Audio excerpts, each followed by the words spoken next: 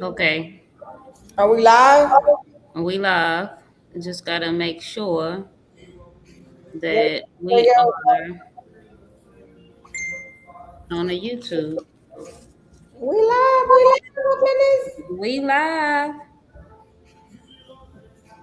Let's let people come in. Go ahead, come in, everybody. We about to be unfiltered tonight. Come into the assignment podcast.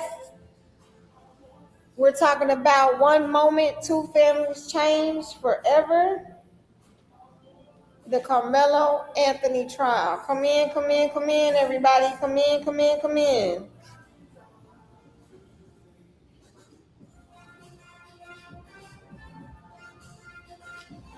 Well, I'm gonna go on mute until we have the YouTube up and let people come in.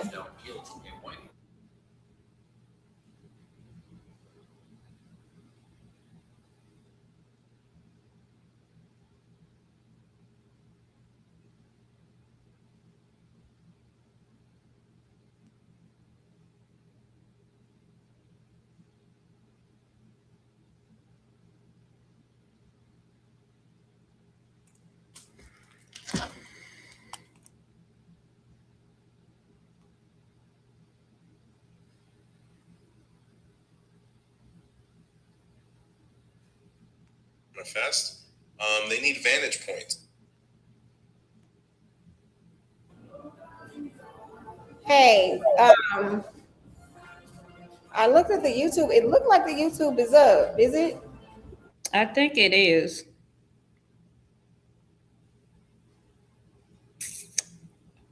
Trying to go in from a different account. Oh, okay. Because I was Just to just trying make to. sure. That's fine. I probably should have had I probably should have had some music playing or something while we wait. But it's cool. It's cool. It's cool. Um, It's cool. It's yeah, cool. we It's live. cool. We live. We don't have any viewers yet, but we're definitely live.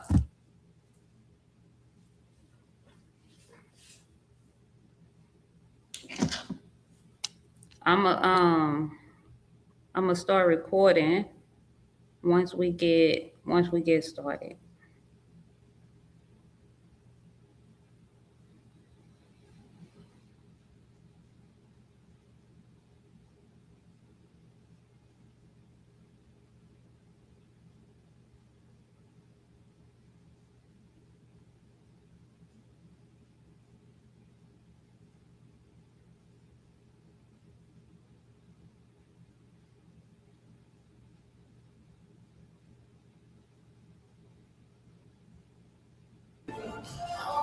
Okay.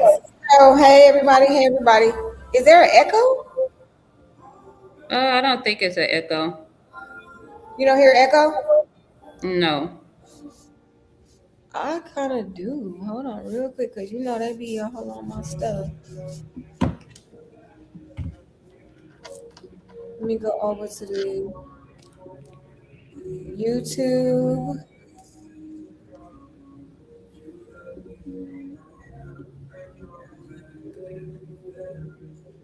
So if I go on the YouTube, should I be able to see? Okay, so I Yeah. can see that we're live. Should I be able to see? Yeah, we're definitely live. We don't have any viewers yet, but that's because I That's fine. don't It's fine because know. you're recording anyway, so we're gonna be able to run it back. Yeah. Okay, so let's go ahead and yeah, we can go ahead and make it. All right, hey everybody, greetings. Thank y'all for tuning in tonight to the assignment podcast. We have we're gonna just introduce ourselves. My name is Tamara. I am the co-founder of the Dallas Freedom Act, and I am also a third generation Dallasite from the greatest city on earth, Oak Cliff, Texas. Please stand up. Yeah, and I've just been doing work in the city of Dallas around civil rights, transformational change. and different avenues of justice for almost a decade now. I was on the ground at the Carmelo Anthony trial since day one. I was in the courtroom 4 days and actually on the ground doing the actions outside of the courthouse for 3 days. So I want to thank y'all for being here. I want to allow my co-host to introduce herself. Hey y'all, hey. So I'm Coretta Brown. I am out of Missouri City, Texas, by way of Houston, Texas, South Park.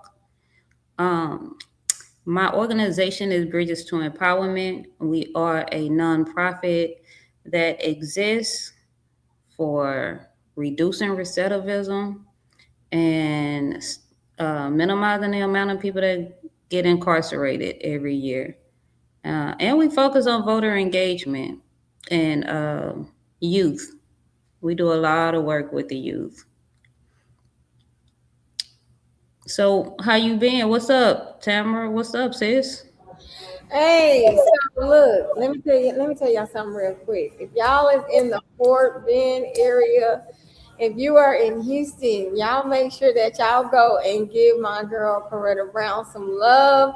She's not new to this. She is true to this and making sure that our next generation has the resources, and the proxy to be able to stand up for themselves and also understand that they have support, right? So I'm so happy that she was willing to jump on this live with me. Make sure y'all follow both of us. All right, I'm gonna give you my information.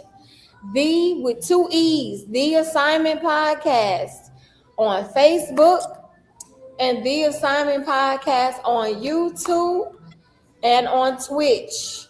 We will put that information in the comments so y'all can be able to follow us. And what's your handles, Coretta? So, my handles are Coretta underscore Brown on Instagram. It's the hot girl underscore advocate on TikTok. And y'all can find me Coretta Brown on Facebook and Bridges, the number two, empowerment, everywhere except for Twitter. I'm even on Isaac Hayes' platform, Fan base. Oh, fan base, because we gotta support Black social media. yes. Now my question is, how do our folks put comments in this chat if they have a question? So I believe that they would have to go to the YouTube channel and then just I believe they would just post a comment in the YouTube channel and we can be able to see. I see your comment. You can post questions here. Yes, you can. Not can't. Heavy on the can. So, yeah, so let's just start off. I mean, I know that we came here to talk about the Carmelo Anthony trial. That this is 1 week from the day that we got the horrible, the worst remedy I've ever seen from a Texas court, giving a juvenile offender. At the time that it happened, he was 17. So giving a juvenile offender with no record, not even one arrest, not a ticket, you feel me? 35 years, which is a lifetime, you know what I mean, for murder. So yeah, we're here. We're gonna be answering questions. We're gonna be having a conversation about where does the community belong in all of this. We know that we have heard a lot of back and forth about the legal team, but where does the community belong in all of this, right? Because there's some things that have happened, like bullying. We really want to talk about it. The bullying aspect of this. Coretta, did you want to dive into that a little bit? Oh yeah, that's right up my alley because I said from the very beginning. I said that when it first dropped on social media and it was like this kid um stabbed the guy, and the man, the media, the the media just went and ran with it, like he was just this aggressive person who packed his bags and intentionally went to go and stab somebody. Then we find out later on that just wasn't the fact. Um, we find out that he had been pushed. It was it was raining. They had been trying to force him from under the tent into the rain, and he had been invited under that school tent.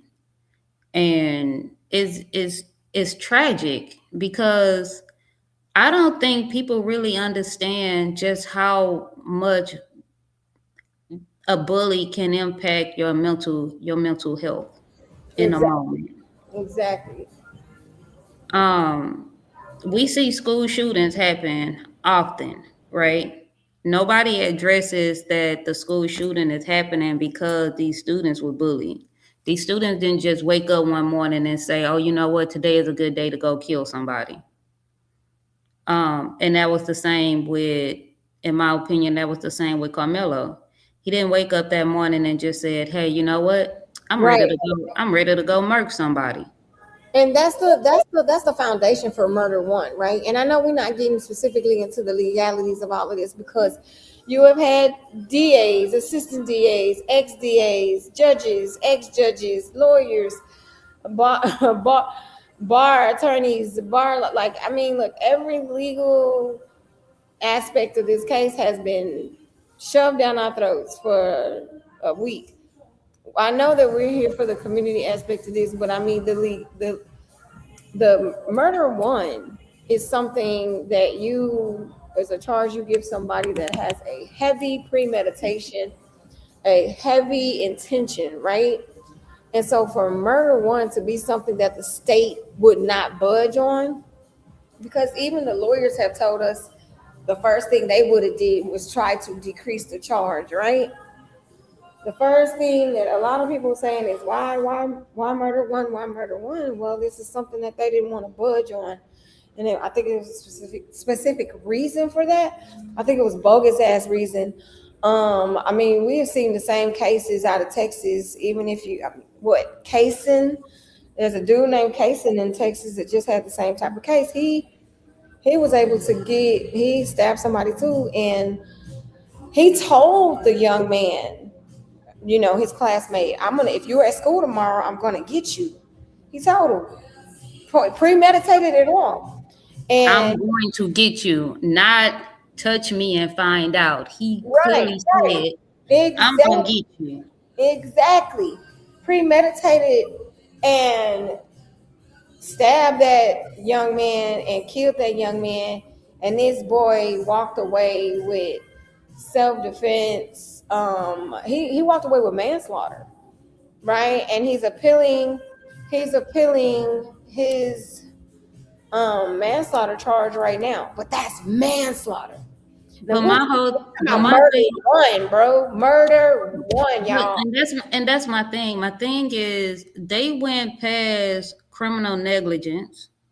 They went past involuntary manslaughter. They went past voluntary manslaughter. They went past third degree murder. They went past second degree murder, and they just started at first degree. Like you could tell Budge that. at all. Wouldn't budge at all. Anytime, like wouldn't for me, the defense should have absolutely went out for a lesser charge, and they should have fought like hell, representing their client mercilessly until it was changed. The fact that the state kept objecting, that just shows you that they were out for blood. They were out for blood. It was all about making sure that they can get that murder one to stick. But my thing is, this is my question. Why were they out for blood like that?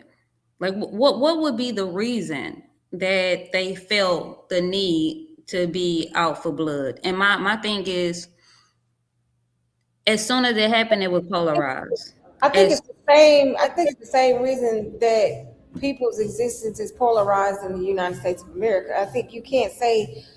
I think you can say why were they out for blood, or why were they out for that level of vengeance, or that level of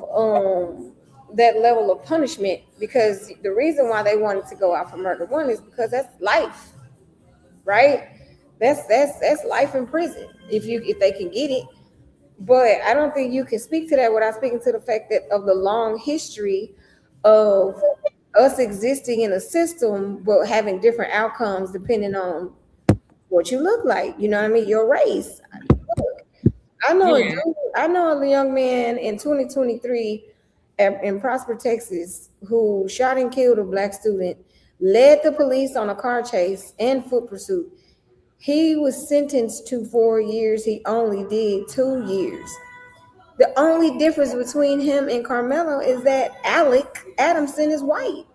So I think you can't even you can't even utilize the why they were you can't say that they didn't force this to be about race. The moment that you don't give people the equality and equity to utilize the law in the way that they are legally allowed, you know what I mean? Like our it says life, liberty, and the pursuit of happiness, right? That if you don't give people the access to do that, then you immediately make it about race. And I'm telling people that all the time. There's no way to not make it about race because it's the way that they set up this trial and this case made it about race. When you well, honestly, it was made about race before the trial even happened. It was right, made about race the day it the happened, way it happened. right? Like as soon as it happened, as soon as it hit social media, the first thing was a black guy murdered a white kid. The headlines didn't say The Mello headlines in was Austin. crazy. The headline said black team. The headlines was crazy. That were crazy. And when you start out, when the media start out with the ethnicity, that's what did it. That's what did it. Why couldn't they just start out say teen teen slain in at teen slain in fight gone wrong? Why couldn't they frame it like that? It was framed in such a way to polarize community on both sides. Yeah, it's It definitely wouldn't what's work. caused. It definitely causes distraction and division. But we got to stop not holding the media accountable when these media pawns, when these media pawns are, paid for. When these media, these folks in the media, these Fox Fours, these CNNs, these CNBCs, these MSNBCs, and whomever, the breaking news, CBS, like a lot of these media companies, they only care about breaking news headlines. And we got to see that. A breaking news headline is what's going to get them more clicks, more likes, more visits. So that's why they polarized it, right? They polarized it to cause division, like Mandy Zapata said, and it's another distraction to cause division. Absolutely. Because like Carmelo Daddy said, this was a teen issue. Why the hell are grown ass, big ass adults coming and making this into a race issue? This is a teenager issue. We have been having teen fights and teen issues and teen problems for the as long as since me and you have been born. You know what I mean? So Yeah. like at the end of the fucking day, the media only gave a fuck about a breaking news headline, and they didn't care. And that's when the witch hunt started. The witch hunt started on April 2nd, 2025. I would go so far as to say that the media is responsible, is that like initially the media is responsible. Like you said, they went for the clicks. They went for the clicks. They set up the bait. They went for the clicks. They polarized ethnicities against each other, and they didn't talk. They didn't talk about the true situation, which was before politics, before race, or any legal arguments, right? Like a young man had died, right? But the reason that that young man had died, right? They didn't worry about the circumstances behind it, Right. right? They didn't wait.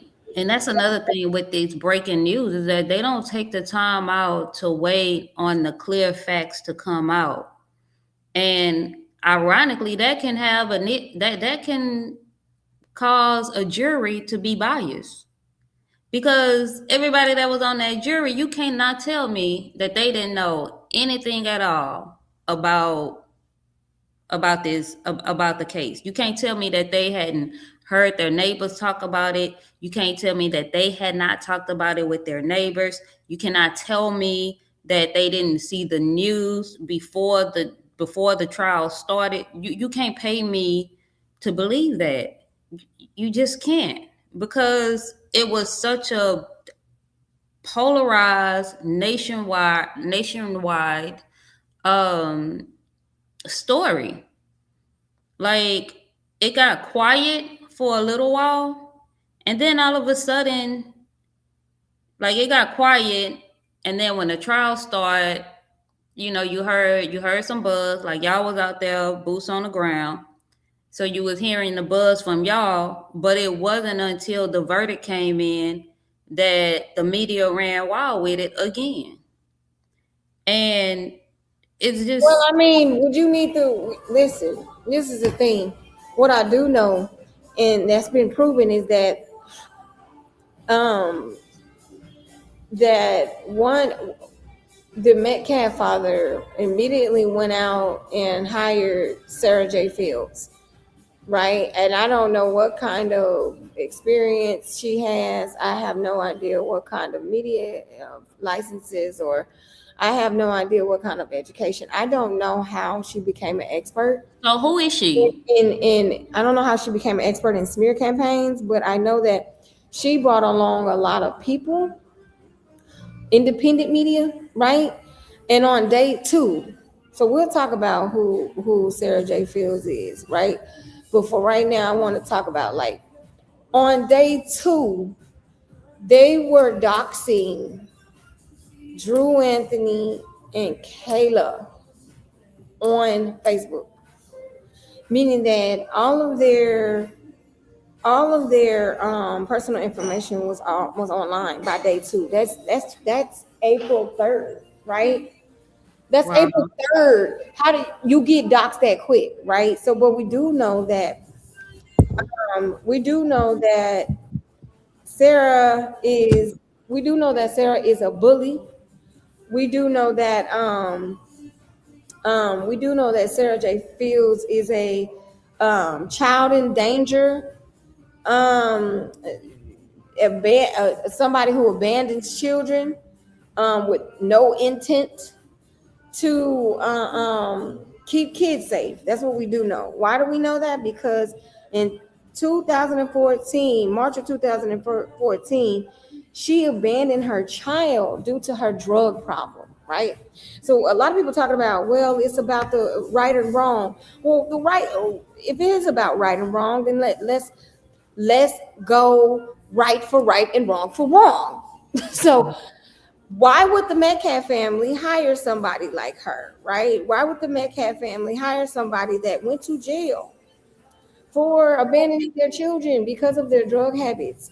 Why would somebody hire somebody like this? Now, I'm not saying that people can't be vindicated. I'm not saying people can't have second chances, but you would think if she had so much going on with her family and trying to get her kids back, that she would pour the rest of her life into being a good mama. But no, because she is a fucking racist, right? Because she's a fucking racist, she wants to worry about what black being black people's business. And it is something about chalk people that love to stay in a black person's business. Oh Lord, she said chalk people. That love to stay in a black people's business. But what I will tell you, the racist bigot she is, she has no licenses or certifications or degrees. She just knows how to make a lot of social media accounts.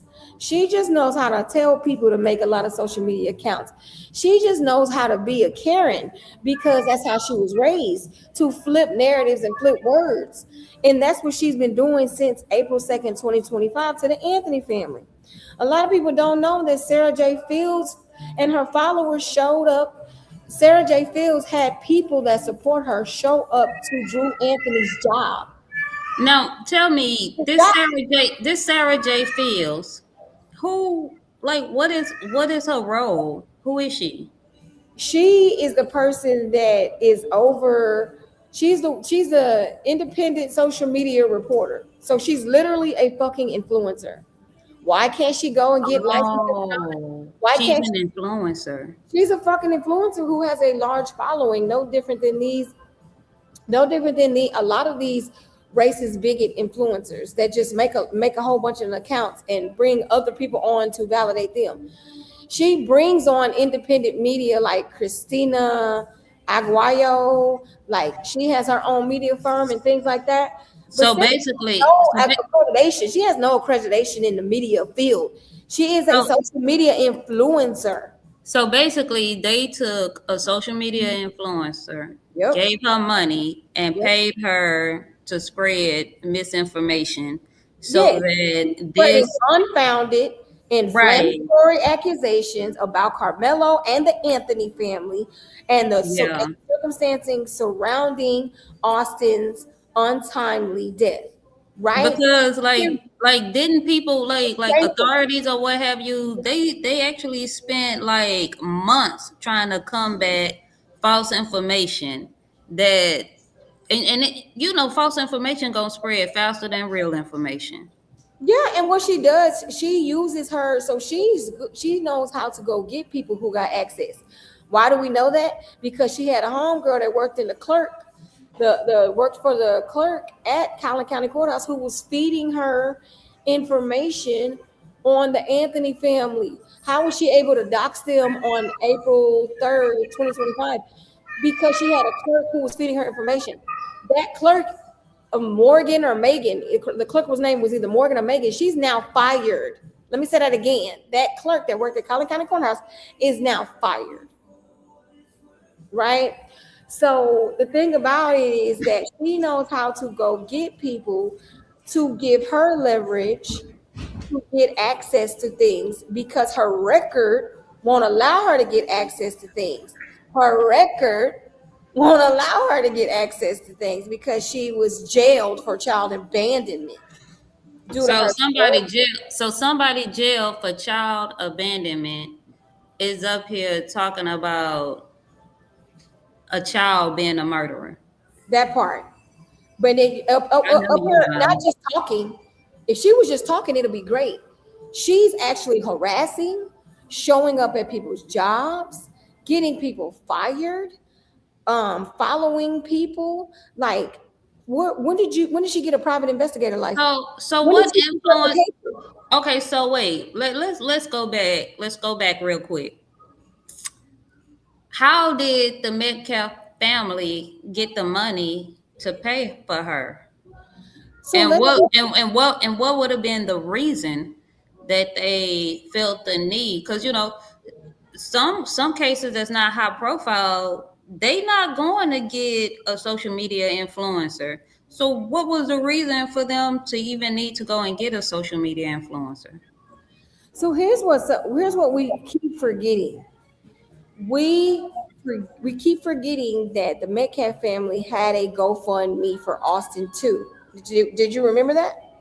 I remember them having two GoFundMe's, one for the father and one for Honoring Austin. right, one for the So they father. so they had one honoring Austin, right? And I'm not saying they shouldn't have had anything. I mean, I really don't care what you decide to do. You lost a twin.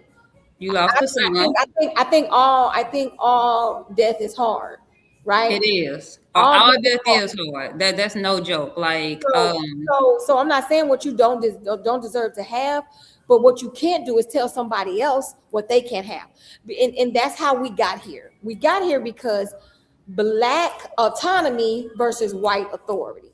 Sarah J. Fields thought she could stop Carmelo's GoFundMe, but nobody said anything about Austin's GoFundMe. That Well, raised they didn't say. I mean, the way they looked at it, they didn't want to. They didn't want to stop.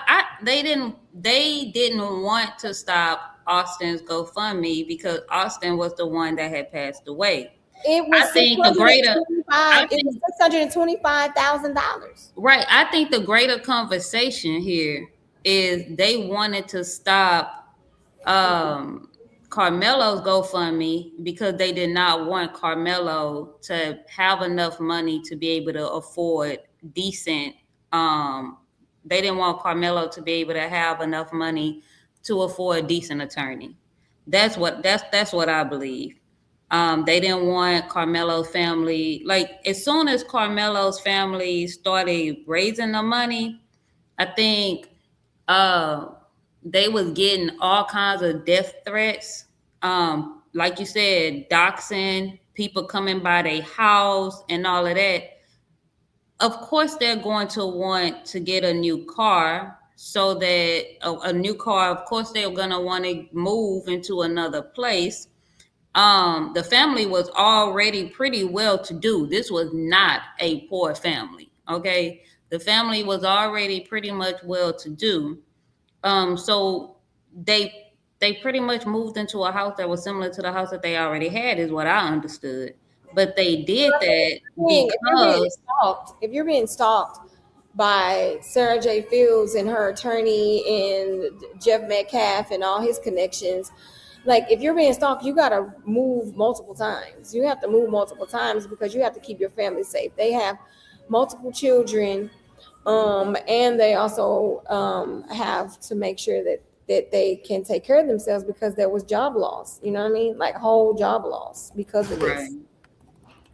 Wait, you said there was job loss? Now, I didn't know that there was job loss.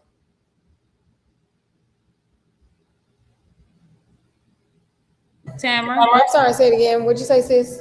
I didn't know there was job loss. Who lost their job? Well, what happened was Sarah J. Fields sent people, her supporters went to Drew Anthony's job at Nissan. He worked at Nissan. It was a mob of people went in there, tried to tell Nissan that y'all have a person working here whose son is a murderer and all this other kind of stuff. Came in Before there. see that there you go right there. That's what I was trying to get to right there. Was they had already convicted him before he even had an opportunity for a fair trial. That's it. So They had why they do we had expect already he convicted would him. get a one? Why do we expect he would get a fair trial if they already convicted him? Yeah, they had already convicted him, and I know that there are like progressive people who have done who have caused people to lose their jobs, right?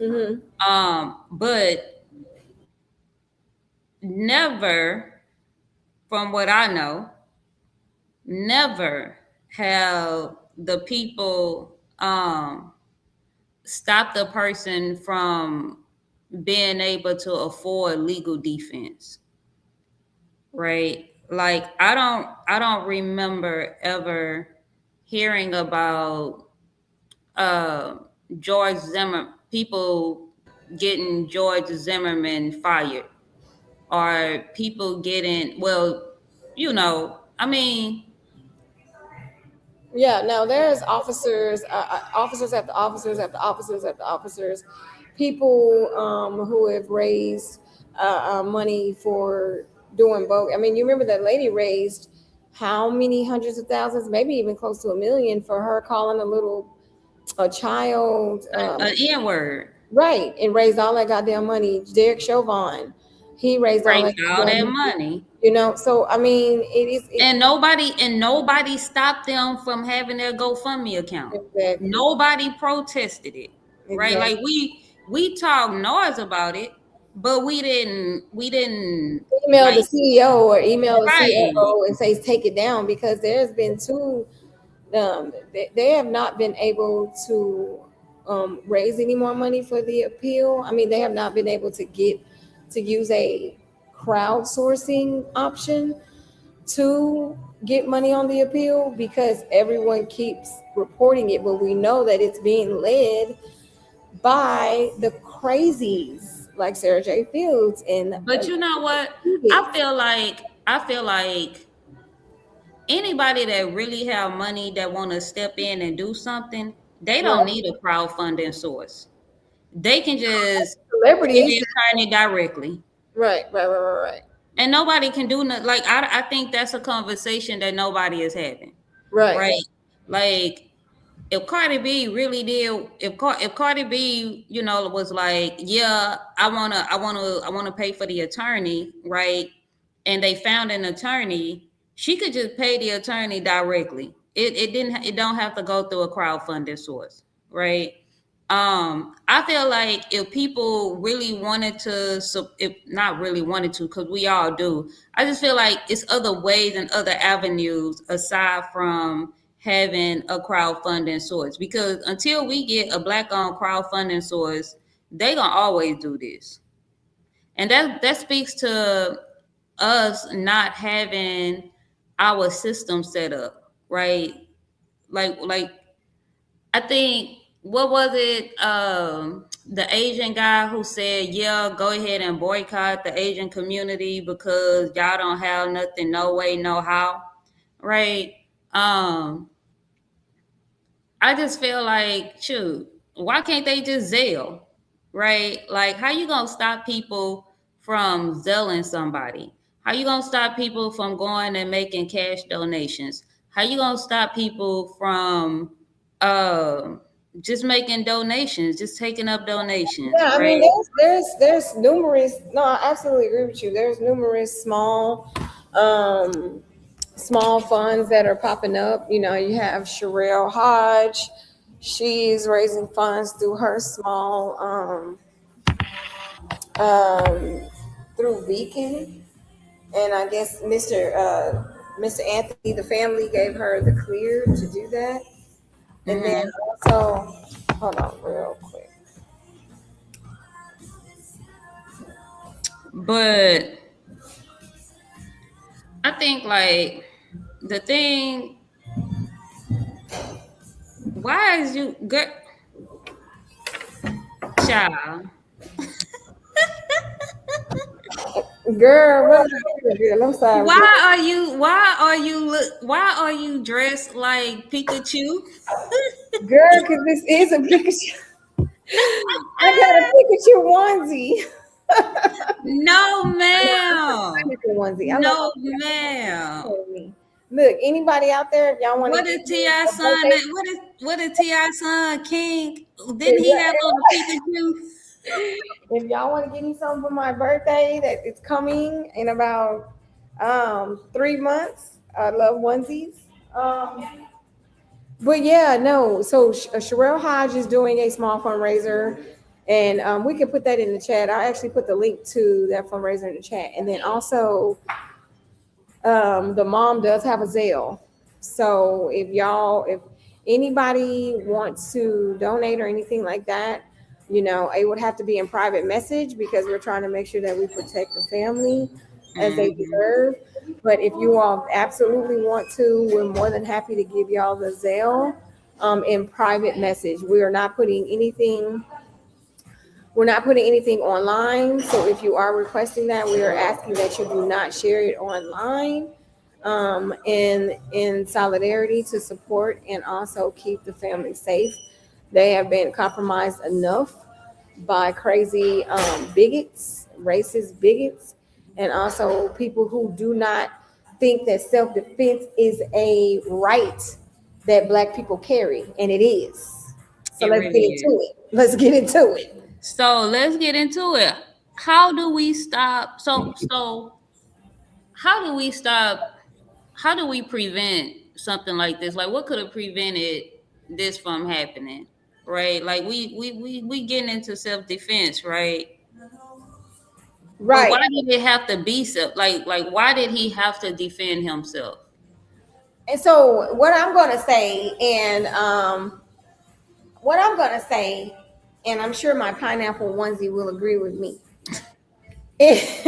What I'm gonna say is we get to these spaces again because there's a problem having autonomy over one's self, blackness, right?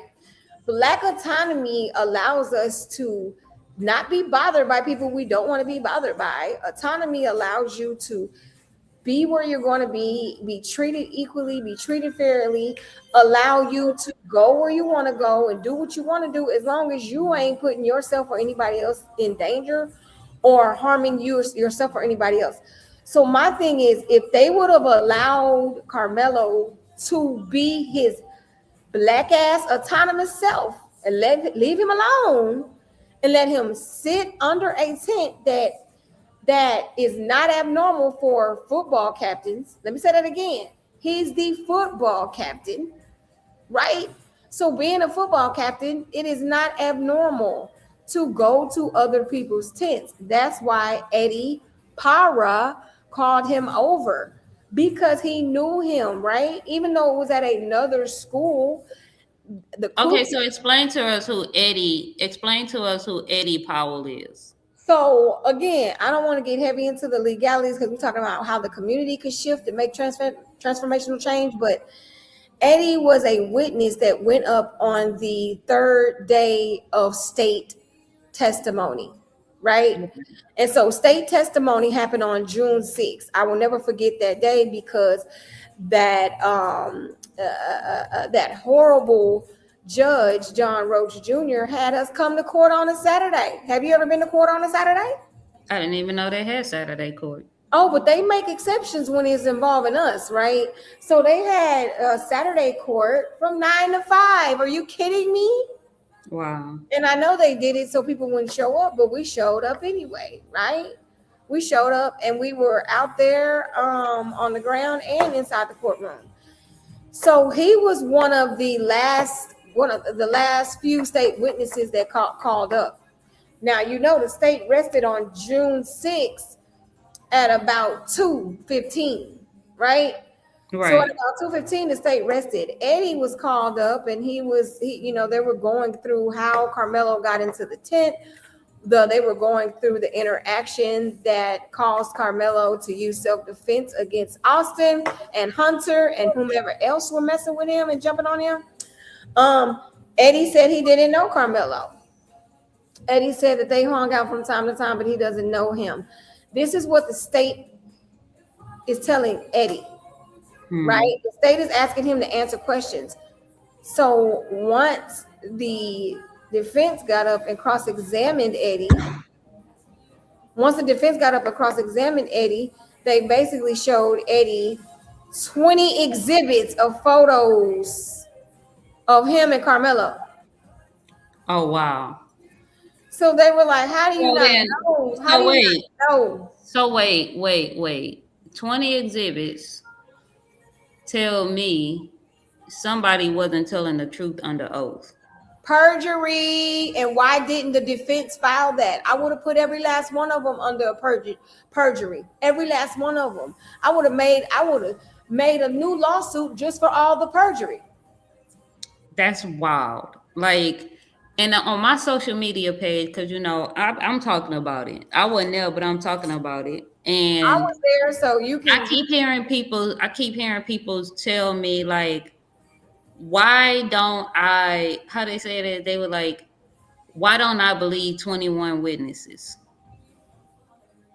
The same reason why I don't believe people. The same reason why I don't believe the Confederates, because the Confederates wanted to keep slavery. The same reason why I don't believe the British, because the British wanted to continue slavery. The same reasons why I don't believe the motherfucking police that continuously do fake police reports, right, and purge on record and get caught. The same reason that I don't believe, like, what do you mean? How can you not believe 21 witnesses?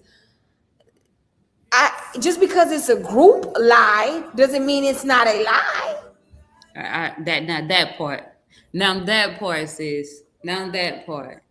It's Just because not. it's a group It's lie, it's not. It's don't not change it. uncommon. But sis, let me ask you this, because the lesson that I feel here, right, is that there was somebody who was bullying, and bullying is like overlook, like when we overlook bullying, when we overlook humiliation, when we overlook peer pressure, when we overlook unresolved trauma, when we overlook anger, when we overlook poor conflict resolution because an adult could have been called. An adult could have been like, "Hey, can you come over here and ask him to move?" Right? Then that leads to that can lead to situations that escalate in a matter of seconds. And so when I be saying like this was a case of bullying gone wrong, right? When I say that, I'm not minimizing a life being taken. I'm not. I'm saying what the heck could have happened to prevent a life from being lost? Because this wasn't murder. This was not murder. Um this was bullying gone wrong. That's what it was. So when you when you talk about self defense, right, sis? What could Yeah, I mean, but what could have prevented? So let's take everything you just said about what could we have done. How could we have stopped bullying? How could we have, mitigated it? How can we, as parents or admin or educators or whatever you are, what can you do? You can, one, you can flip the roles. I feel like, imagine if a white boy was at a track meet, he's at the top of his class, a talented athlete with two jobs, on his road to graduation. It starts to rain. A friend invites him under a tent to get out of the rain, and two black boys who are bigger than him begin bullying him because he won't move from under their tent. In addition, because he's white, they then attack and jump him for no reason. Like, just eat, like, what we could do is put ourselves in the shoes of the people that are going through the fucking problem, right? So I think we can look at that and say, if Carmelo feared for his safety while being jumped by two black boys, as if Carmelo was white, for and some he gets stabbed, what would actively be the outcome of this? there would be a GoFundMe for the white Camelo. There would be prayers and vigils for the black kid that got murdered. Um, no, murder is the wrong word, but there would be prayers and vigilance for the black kid that got killed. There would be high They would never even polarization. use the word murder. They would Yeah, never. I don't want to use the word. They would say mistake. Yeah, A tragic mistake. That's what it would be called. it would be what I just said. That Yes, was a case of bullying gone wrong. yes. That's would have been the headlines that night, right? That would have been the Exactly. headlines that night. A case of bullying gone wrong would have been the breaking news story. A tragic mistake would have been the headline for the news story. But no, because Carmelo was black, they put that first, And right? then okay, so let's go. What do you think young people need to hear right now? Like what do young people, especially like, because that scenario, right, that you just said about two black boys walk up on a white boy and they start bullying him. So Right, somebody created a graphic for that, right? Somebody created a graphic for that. right, And I took that graphic and I posted it in one of the Collin County groups. right. And when I posted it in the group, you won't believe how many people wanted to not put themselves in that situation. Wait, to the what? point that they was like, but this is not what happened, and this is not how it happened. Wow. And but you know what I'm saying? They was like deflecting. They was deflecting. I'm like, no, let's have this conversation. What if this was it? What if That's this why I was it? said that's why I said you if you want to say what can we do actively, we can put ourselves in the shoes of others. We can ask a question on what would happen on the opposite side. I am not saying that I'm not saying that we have to maybe change. We don't have to change anything from how it happened. We just have to be able to see it from somebody's point of view. We have to be inclusive enough to see it from another person's point of view. And the reason why it has been made and shrouded to be a black and white and a race issue is because nobody can look outside themselves and see it happening, because it happens all the time, and usually the African American person doesn't survive. So I also think this is something about they're not used to the African American surviving, and they don't care if Austin would have took him out too. They just would have been like, well, at least both of them, you know. But what They would have been that was bullying gone wrong. it would have been bullying gone wrong. But like, what is the problem is that Carmelo protected his body. The problem is that Carmelo protected himself. The problem for everybody is that for a lot of racist and or clueless ass uh black people is that they cannot see or fathom self-defense being a right, like RIGHT, a goddamn law. They can't fathom self-defense being a right of people that look like us. And that's the real that's So what they don't like. You so cannot. why don't we ever get why can't cause both them John like why can't we ever get self defense? Why can't we have it? Somebody said that maybe as a community we can look out for each other better, even our youth. There were more than just them three boys under that tent. There could have been many points on interference, and that right there is what I agree with. That right there is what I agree with, and I said like But even if somebody it could have went was, and got an adult. Like somebody could have went and got an adult. but I also think it was very I think it was very um, reckless. I'm going to call this reckless. I think it's very reckless that there was no coaches under that tent. Now they said that they had a first aid responder. She was a few rows away. No. What I mean is there needs to be a coach under that tent the moment that they set the tent up. Who set the tent up? So I Austin guess and Hunter and friends. I guess Where was the coach? Where was the coach? And then also, like the young lady said, as a community, look out for each other because there's so many interference points. Well, if you look, I said, if we start to look at things from other people's viewpoints, why couldn't them boys understand that Carmelo was being bullied in that moment? Because Eddie said he pulled out his phone. The detective took his phone. The detective took three other people's phones. Why wasn't there a video in Eddie's phone? Because Eddie deleted the video, or the video wasn't there, or the police officer deleted the video.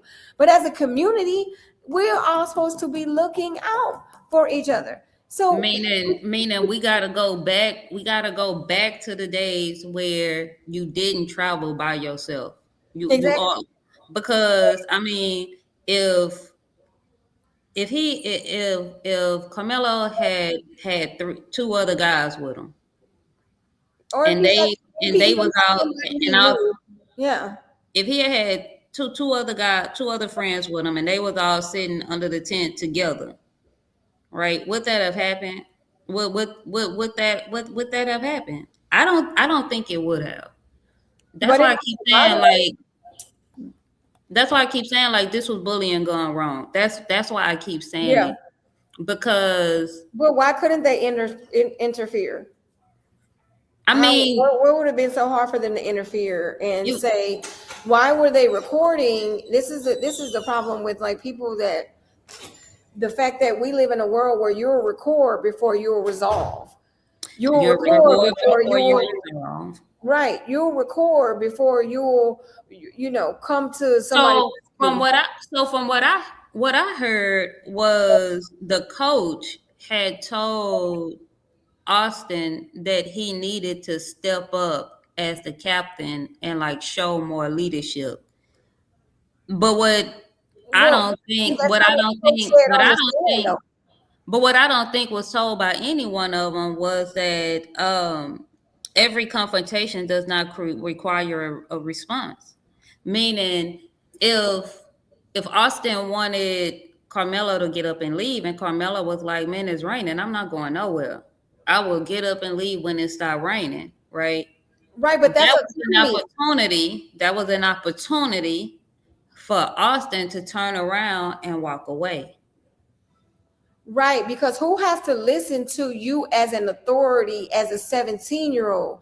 See, this takes me back to why the hell do you feel like your words get to determine how I move, think, breathe, eat, love, carry myself?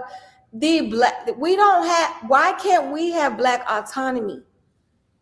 I am not I am not allowing anybody to tell me that I can't have black autonomy. And this is the motherfucking problem. Is that our autonomy ends, it ends where their white authority comes in. Begins. Our black economy ends where their whiteness begins.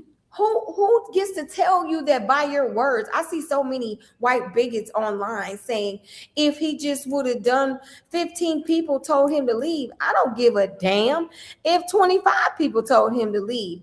I've had interactions with white people where a whole group will tell me to do something. I don't gotta listen to their motherfucking ass. The thing about it is, why can't we have autonomy? And that fucking bothers me because that means that y'all don't care that we are protected by the same laws as y'all still think that y'all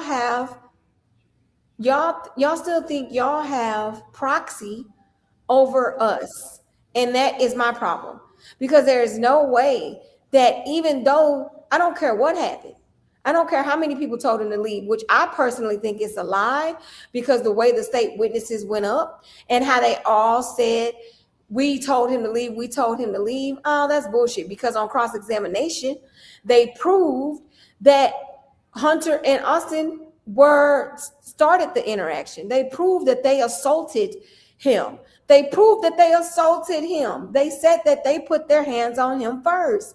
So So if they put that so here's another thing about how what do we teach our young people? Because I saw a Facebook post keep your where damn hands to yourself. the guy said, it was guy said, from here on out, I'm gonna wear this shirt, and this shirt is the message. And in the shirt it said, just walk away. Is that the message that we give to our young black kids? Is that when they get bullied by anybody, but when they get bullied, they just turn around and walk away? Why do we And have how do we know? And how do we know that if you turn around and walk away, you're not going to be assaulted from the back? Well, let me tell you something right here. If we want to say that our message should be to tell our boys to turn around and walk away, Cyrus turned around and walked away, and he still got shot in the back, right? In South Yeah. Carolina, right? Yeah. So Cyrus turned around and walked away. He got shot in the back. What's his other name? The dude that was leaving the scene and the police officers shot him in the back too. Yeah. You can turn around and walk away as many times as you want because guess what Carmelo did? Carmelo tried to get away, but consistently on the stand, doing cross-examination of these lying ass state witnesses, they proved that Hunter pulled Carmelo's hoodie. So even if Carmelo tried to walk away, he got pulled back. He got pulled back. So that's my point, right? When people say, "Well, just walk away." Okay, people that are looking for trouble, they not gonna let you walk away. That's it. They don't want you to walk away. And They those want boys are they want to put their hands on you. proven They bullies. want to put their anger out on you. They want to put their what's the word I'm cuz they want to put what they was raised on you. They want to put their racism on you. Like at the end of the day, They want they to. want to bully you. A bully wants to That's bully you. A basically it. bully do not want to let their victim walk away.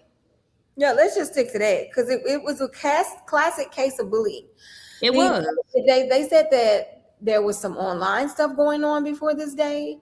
They said that I mean, there's been pictures that have surfaced of some online bullying going on leading up to that. And I think that's the reason why Hunter stood over Carmelo when he was sitting down and said, "I'm going to beat your bitch ass." Now that is something that the state witness came out and said, and also a defense witness came out and said. And let me tell you when. On the third day of the state witness testimony, before they rested at 2:15 on June 6th, a state witness had said that during cross-examination. Then the third witness that the defense had was Jose. Jose, they've been trying to get in contact with Jose for a year because Jose did not want to be a part of the trial. But he came clearly for the defense, he came in support of Carmelo. So he came and he said Hunter stood over Carmelo, which will corroborate the fact that everybody said Carmelo was sitting down on the state side. All witnesses said he was sitting down.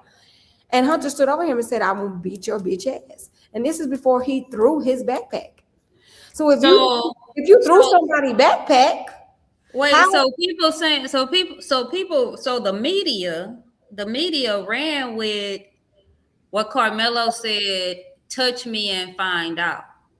right, because that's the point that they wanted to drill down into the jury who is non-black, right? There But was not an but American. not but Carmelo is not supposed to feel in danger if somebody hover over him and say, "I'ma beat your B ass." Yeah, he had every right to protect himself. Let me be very clear because I know that there are people who do not feel that self-defense is a right of black people, but we have the same self-defense right in a stand your ground state. There's another layer. Okay? So Stand your that's the ground state. thing. That's the thing that I don't think that we understand. I don't think we understand as people. Um, stand your ground is a law that exists in Texas, but stand your ground is not a law that exists for black people in Texas right now. But okay, so stand your ground is making sure you can stand your ground if you did not provoke the attack, if you did not provoke the assault, and if you are not engaged in illegal activity, Only if you're you non-black. have no legal duty to retreat. Let me say that. Only if you are non-black. Right. But Only if if you're non-black does that exist. If you are black, you supposed Carmelo to Anthony stand has there. If you are black, you supposed to take whatever abuse is coming in your direction. And you know why we gotta go through that? Because we don't vote. That's now why we gotta go through that. Because we do not vote. I don't know about that. I'm going to say I understand why we need more young people to register to vote and get involved in the process. But when it comes to Gen X, baby boomers, and millennials, we're the most registered block and group ethnicity of people in the state of Texas. So But I, it's not enough. But it's not enough. We can say that but we're the most. we've been carrying the democracy for how long? I think it's more than enough. It's not enough. If it was enough, Texas would at minimum be purple right now. I If know it a lot was of the big enough. cities are purple, but like the entirety is not purple. I'm talking about the entirety. If it was enough, the entirety would be purple right now. And it's not. And it's not. And the numbers speak for itself. Like Well, we need more. I don't think that. So if we're saying people don't have the right, black people don't have the right to use stand your ground, which No, means I'm not saying that we don't have the right. I'm saying that that they don't our have the right right. don't hold up in court. Our rights don't hold up in court. Even if we had increased the voter registration by 15 to 25 fucking percent, I still don't think our rights will hold up in court, because I think we live in a world that does not see black people equally. I think that we're the most hated. I think we have no allies. I don't think we have friends like we thought we did. And I think we are the most hated globally. And I think it's because it's easier for us to be the fall guy. It's easier for everybody to gang up on the fall guy. And I don't know if So that's changing. when I I don't know hear if that's changing anytime soon. That's so all I'm Tamara, when I hear us say that, right? What I hear is we have no choice but to tolerate what we get, or No, we have a choice. no. When I hear that, we don't, because look at Carmelo, 35 years. And that's why we're working on an appeal. So, I think we need to be talking about what does it look like for the community to actually focus on this appeal, and how do we get people organized around his rights being completely nullified last week at 340, when he was sentenced to 35 years without using any stand your ground or self-defense claim, which he had a very solid criminal defense claim. Very solid.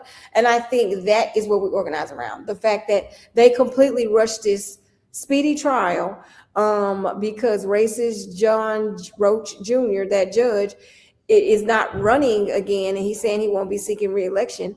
I And think they that's so completely rushed funny. the trial Like, because of FIFA. like how did that come? Like he just came out of nowhere with that one. But I feel like he came out of nowhere with that one after the advocate came out with auto documents showing that he had been sued for what was it, sexual harassment or something. But Well, we I mean, not. that was the prosecution. But what I Oh, that will was the say about Judge prosecution. John, what I will say about Judge John Roach Jr. is that he announced a couple months back that he would not Oh, be okay. seeking, another term. However, we have seen judges do this time and time again when That's a good question. when they're not contested. He has never been contested in his seat. He's never been contested in the seat. And if we're saying that we have a lot of people registered to vote, then we need Collin County to show up, and we need Collin County to say, you know what, we can put a write-in candidate on there. Or we need to absolutely know exactly who is running for that seat in this gubernatorial. Because I go ahead. I like this question. How do we help heal and unify? I like that question. Um, but that question is very difficult for me to answer. How do we help heal and unify? That question is very difficult because I don't think that question, personally, I personally don't think that question is for us. I think that question exactly. is for, I don't think that's for people that look like me. Because I think that my natural existence in this world is to unify. My natural existence is to be democratic. My natural existence is to be fair, balanced, and equal. What we're here because the judge wasn't fair, balanced, and equal. That's a unity. That's a mechanism of unity. We're here because the state prosecution sold Carmelo up to sold Carmelo as a murderer. We're here So because So it's because they need to answer that question. so Ed Mandy says it takes all sides to come together. But Mandy, in order for all sides to come together, there has to be an honest acknowledgement of what actually happened There you go. in this situation. And people want to continuously gaslight us, like we do not see what you see. Like there was 21 witnesses. Now let me be very clear. All the young teenagers, whether it was Paul, Jalen, Eddie, man, there's a lot of boys that went up. Andy, no matter if they all corroborated against one person, then that should let you know There's where no room for unity right there. there's no room for unity, because all they had to do was tell the truth. All they had to do is tell the truth. And I think the true reason why we can't get there is because we're asking the wrong people. We're asking the people that usually bring the solutions and the unity to the world. You got to ask them. You got to ask them why they couldn't unite behind the truth. So You ask them so why it's so easy to lie. And so I got an answer to that question. I have an answer to that question, Mandy. How do we help heal and unify, right? We help heal and unify when those that oppress openly admit that they are the bullies. right, We unify when racist people understand that they are being racist. right, We can unify when people decide to do self accountability as opposed to deflection. right, Like we can unify when we recognize that when humans recognize that they wrong a person and they decide to do something about it. Like they decide to right that wrong as opposed to consistently digging deeper and validating that wrong with any kind of excuse whatsoever. That is the only way to be able to unify.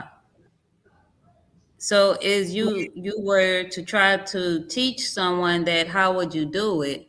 So if I was going to try to teach somebody self accountability, right, I would have to use myself as an example, right? It's not it's it's telling a person, it's talking a person through, okay? What exactly happened? right. No, no, Acknowledge it. I stop. really agree with you. What exactly happened on your part? Don't talk about anybody else's part. Talk about your part. What role did you play in this circumstance? And then when that person, and then tell that person, don't answer me. Answer yourself. Answer yourself. What role did you play? Now, a person who is able to hold themselves accountable is going to take the time and think to themselves, okay, this is the role that I played. Then you ask the person to measure themselves, right? What could you have done differently? Then you ask a person, why did you feel you needed to do that? Why did you need to cause that kind of harm to that individual? Was it necessary? What end goals did you want to get from causing harm to somebody else? Basically, we have to teach people to ask themselves, why are they bullies? Right. And a lot of you got to understand too, bullying conversations in certain communities is very taboo. It's a taboo conversation because a lot of children do not like to bring those real world issues home with them, because they don't want to be considered they don't want to be considered somebody that can't stand up for themselves, or maybe they just don't have the tools on how to utilize conflict resolution. I mean, I think a lot of this stuff starts at home. I think with Carmelo, the reason why we know that he was raised in a two-parent household, he comes from a good background and a good family. I think the Metcalf brothers had a family until the mom and the dad divorced, because of the things that the dad was doing, and also because of the dad's history, being jailed, and being charged with what he was charged with as far as sexual misbehavior. So I think you have to look at like how these kids raised, and I think that's what's so shocking about the verdict with Carmelo Anthony, is because he didn't have a record. He never been arrested, never had a ticket in his life. At the time of the interaction and the stabbing, he was a juvenile. So a juvenile first time offender getting shipped off to prison for 35 years, I think that is the reason why community is not trying to hear the fact that we need to have a conversation and come all together. How can you do that when you see a grave travesty, an injustice like that, when you know that he had the right to use stand your ground, you know that he had the right to use self-defense, and you had a defense who was not great at all. Mike Howard and Toby Shook did not do him any kind of service, and the state prosecution, Greg sex offender Willis, him no didn't do him no service either. Like, both sides to me were not helpful to Carmelo. And I think that's why so many people are coming together to say he deserved a fair trial. Because at the end of the day, we're not saying he didn't commit a crime. One, we're not saying he didn't stab somebody. Two, we're not saying that he didn't defend himself. Three, we are saying that he was assaulted before the stabbing, because he was being assaulted by multiple people that was 3 times his weight. So he feared for his life, and he should be able to argue that in the court of law. And in that trial that lasted only 7 days, one of the fastest nationwide trials I've ever seen and been a part of, justice was not served. A fair trial was not given. A fair trial was not given. I'm going to say it again. A fair trial was not given. And now we have to go into an appeal process, because now the world sees selective information was left out. The entire video was not shown. The video that was shown was grainy. The forensic media expert said that the government told him only to zoom in on certain things. So we know there wasn't a fair trial given when your witnesses answer the questions exactly the same. You know what I mean? And that is what we're saying. And I think if people could really get it through their head, we're asking for a fair trial. Because if he would have been any other race, he would have been given criminal negligence or manslaughter. And that carried 2 to 10. Period. Yeah. Period. I think also, a lot of people right now that wanted to see Carmelo crucified don't realize that they have a bullying heart in nature either. Yeah. Like, I'm looking at some of these comments, right? Just with us speaking up, like with me speaking up and saying that was bullying gone wrong. Carmelo did not deserve that type of sentencing, nor did he deserve that type of charge, right? I have people calling me racist for saying that. Right, because who are you to think that you deserve a fair day in court? Well, no. Well, what it is I believe that they actually believe that they were in some way their ethnicity was insulted because Austin died in that situation. I believe that they believe that that that was a slap in their face, that they lost one of their own, I mean, right? that's exactly what happened. But at the end of the day, it doesn't mean that you are not allowed a fair trial and a fair. No, well, yeah, that part, but to put it in layman terms, every insult does not require retaliation. Yeah. So now that's why I said they're on a retaliation. This is all retaliation. You know what I Yeah, mean? That's why it was retaliatory because Austin Metcalf lost his life. it's very.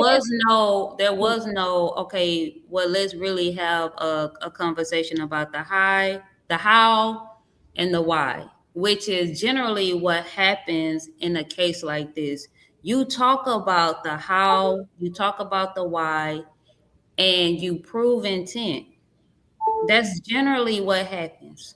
And it didn't. And it did not happen because people wanted Carmelo's blood. Adults, They wanted adults, adults adults. wanted to retaliate against a child Right, that was in a situation where bullying went wrong. right. Yeah, it was a little And that's teenage period. thing that turned into an adult thing.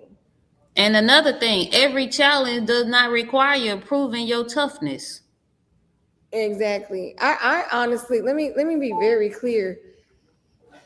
As a boy mom, I don't think I would tell my child not to defend himself. I have told my child, defend yourself if you have to, because if you're in fear for your life, that's just what you need to do. You know what I mean? And but now we see that black boys do not have the same rights. Um, then we see we have to have a different kind of conversation with our children. Like the young lady said outside the courthouse on last Tuesday. She said, "I have sons. What do I tell my sons?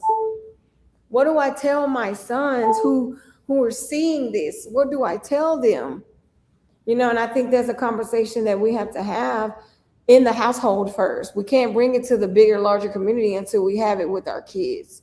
Because the only thing that I could think that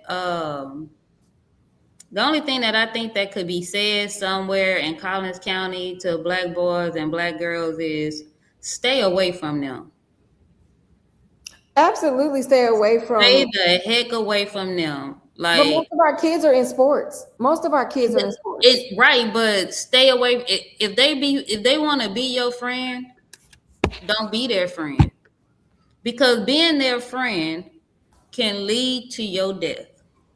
Right.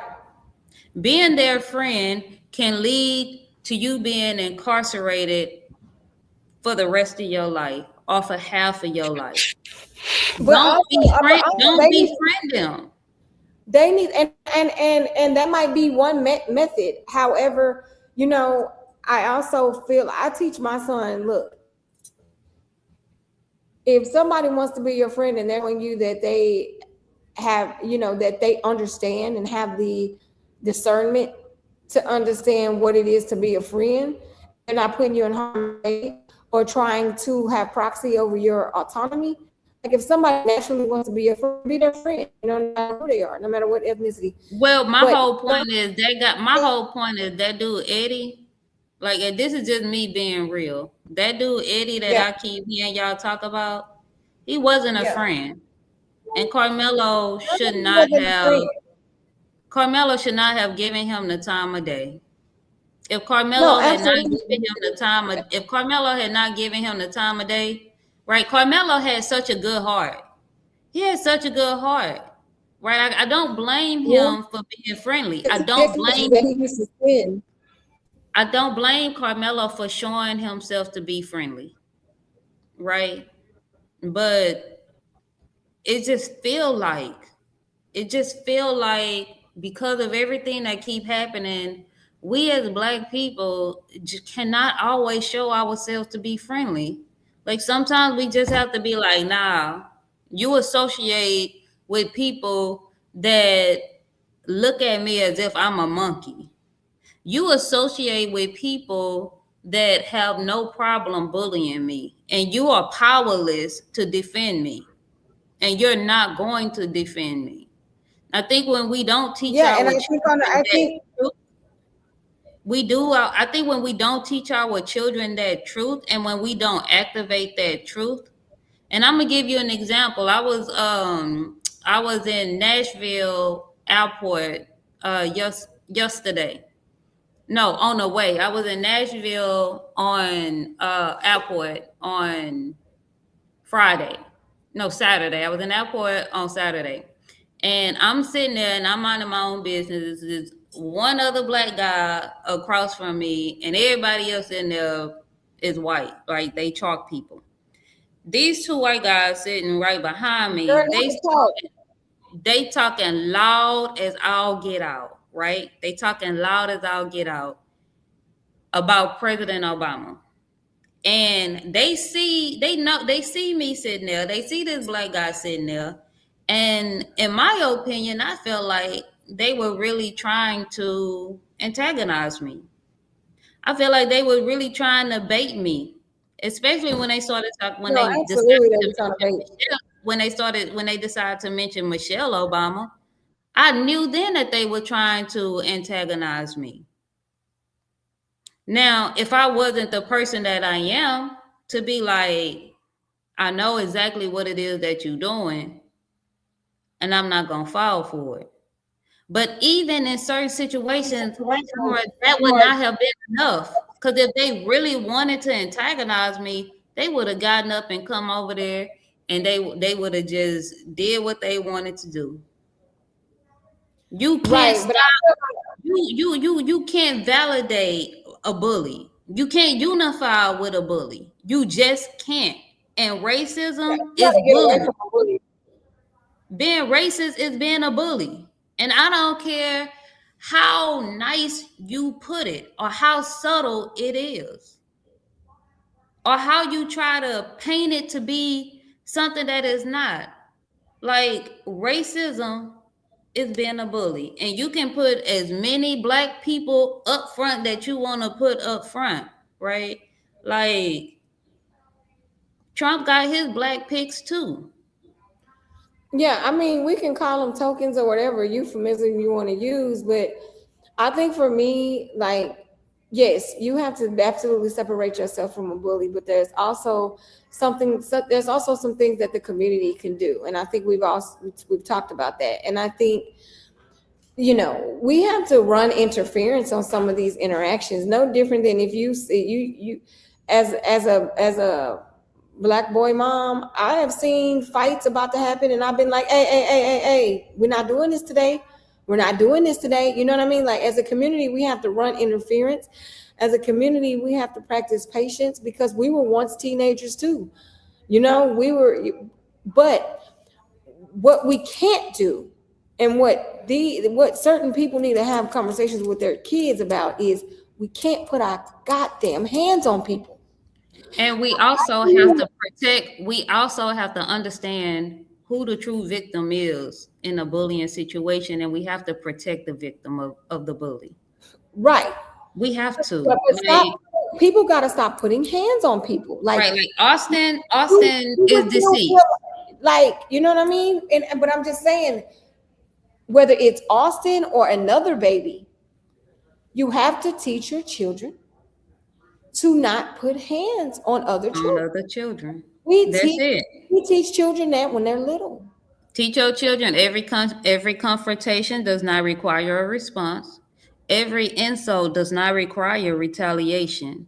Every Every challenge does insult does not not require require proving retaliation. your That's it. every challenge does not require proving your toughness, and one decision made in anger can create a lifetime of consequences. Right. Because Like this we have is a mentor, Tamara, we have a mentor campaign going on right now where we started knocking on doors and talking to people last year and asking them just about have they ever, the simple question, have you ever been in a situation where you was bullied or somebody you know was bullied or you saw somebody get bullied? Do you know how many adults said that they were getting bullied right now on the job? yeah. But look. We've seen that has been embedded into the case.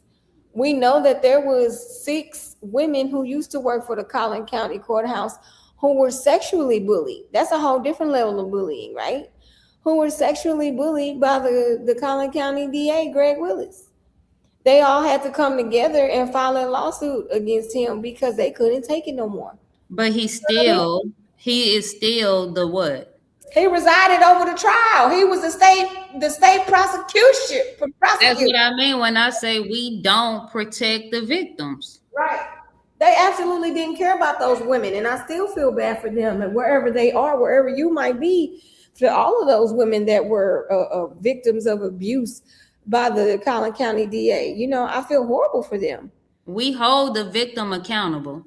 Instead of holding the bully or Accountable. the deviant or the abuser accountable. Yeah, we hold the victim accountable, and that's something that I'm gonna say like 5% of the conversation that I had went something like this.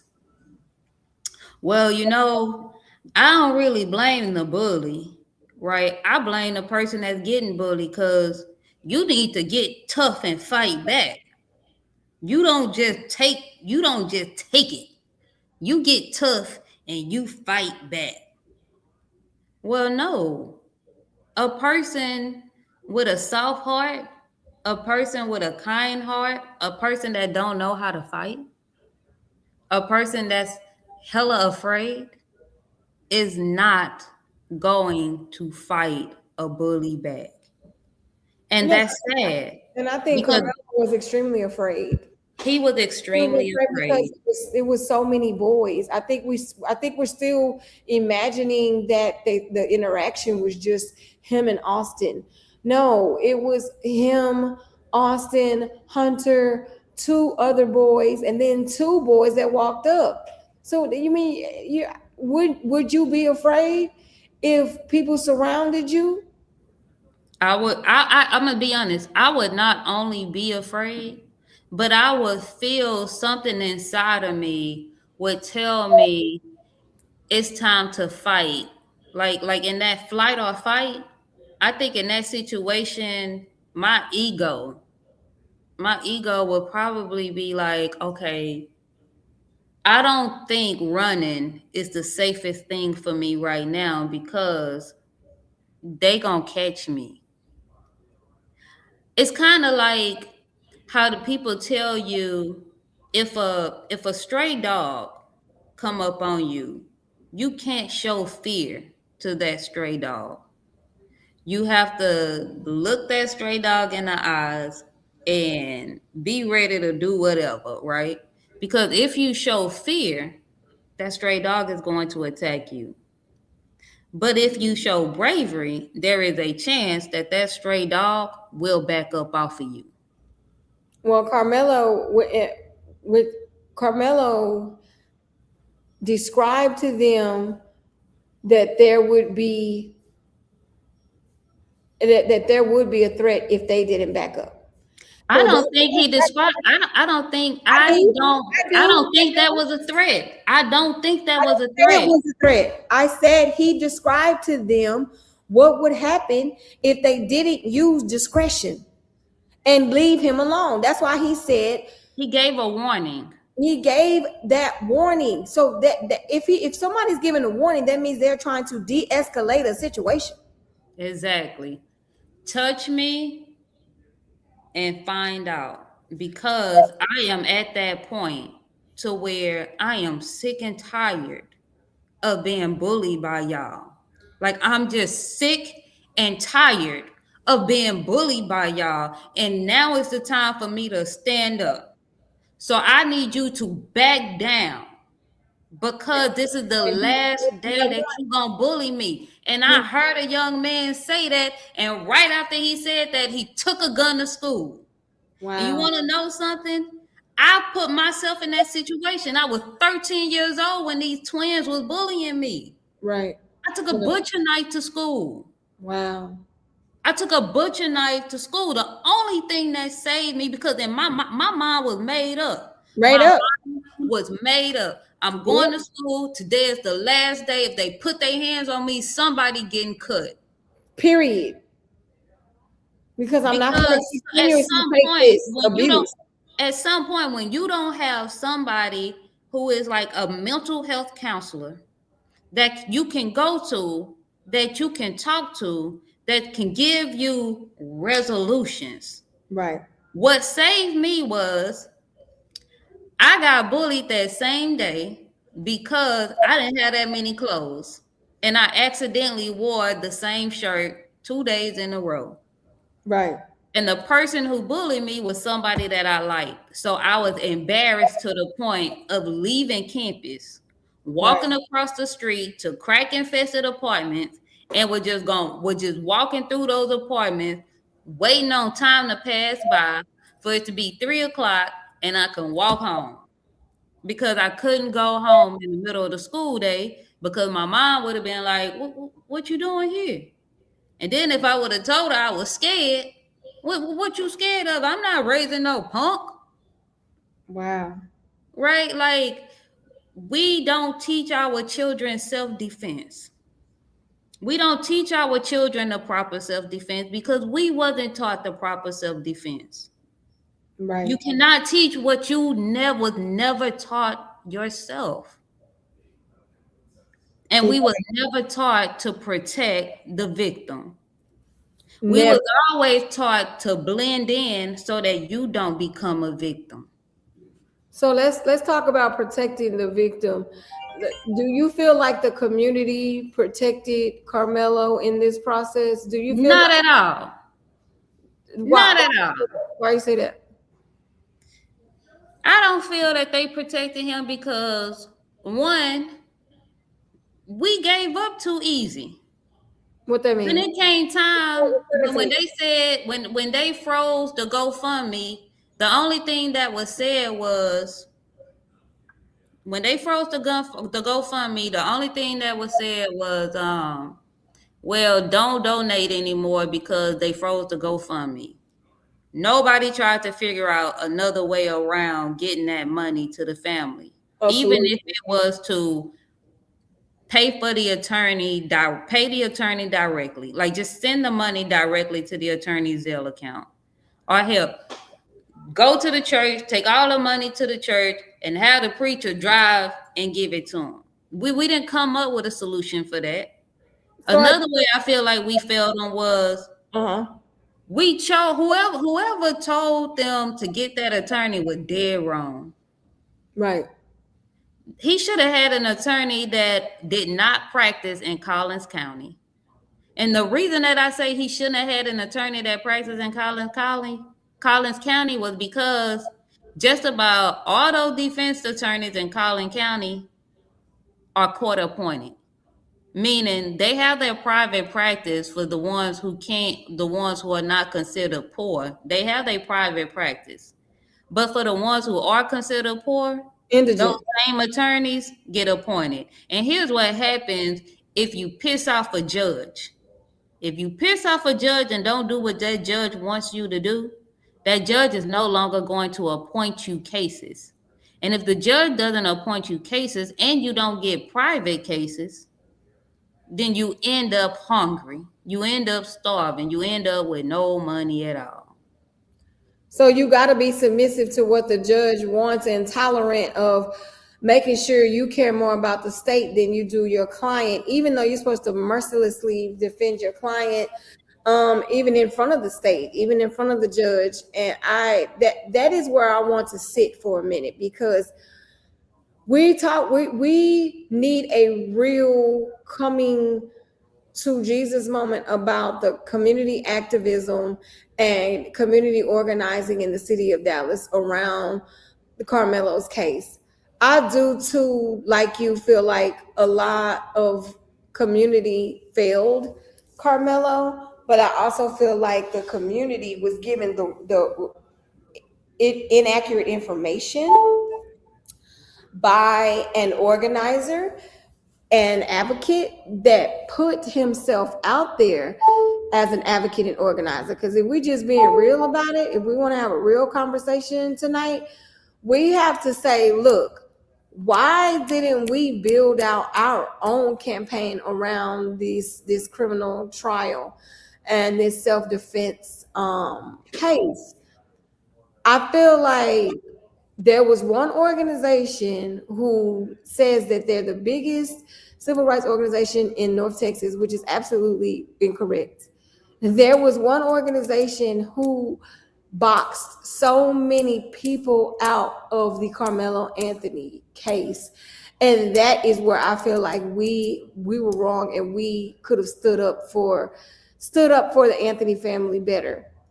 When you have people lying on local advocates and spreading misinformation on attorneys and putting amounts of money out there, like, first of all, you're an advocate, you're not even supposed to touch the legal aspect of this and telling people how much people charge and all that, and conversations you were having. The family should have been going directly to these attorneys. So you have to understand, like, the community, we are here for civil rights issues to be a pipeline between the problem and the solution, and give that community the solution. So But then the community can move forward with how we attack this. And but so, sis, but sis, this is what we gonna have to end on this one though, because it's an hour 41 minutes in. But we forget, or we neglect to admit, or we choose to be blinded by the fact that organizers are bullies too. yeah, they can be in certain instances, because I actually feel bad. I feel so sad for Kayla and Drew Anthony, because the Anthony family was bullied on all sides. Imagine taking on the weight of white privilege. Imagine taking on the bully weight of local organizers and activists. Like, they were bullied on all sides. I feel like their attorneys and the state bullied them at the same time. I feel like advocates bullied them. They are being bullied so bad right now, and it breaks me. It's sad.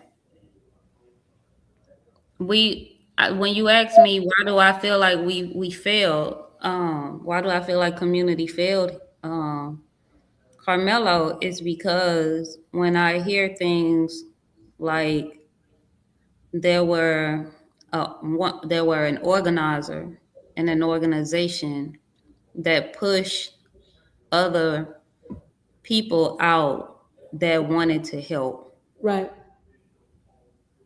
When we have the mindset that only one organization can do it, That's it. we lose ourselves. That's it. When our ego get in the way, we lose ourselves, That's it. and we end up losing the cause. That's And it. in this moment, the cause led to Carmelo Anthony being Being over sentenced to sentenced, 35 years. wrongly charged and over sentenced, wrongly charged and over sentenced. But sis, I gotta get rid. I gotta go. I gotta go. But will you let me come back? No, absolutely. I absolutely enjoyed our long conversation. I'm glad whoever, when y'all see this video, listen, it is going to show you exactly what we're talking about in each segment, so you can go back and forth. We will upload these videos to our platforms outside of YouTube as well, so you can see them. And if you have any questions from what we discussed, put it in the thread that the video will be in. We are still going to be taking questions. We're still going to be answering questions.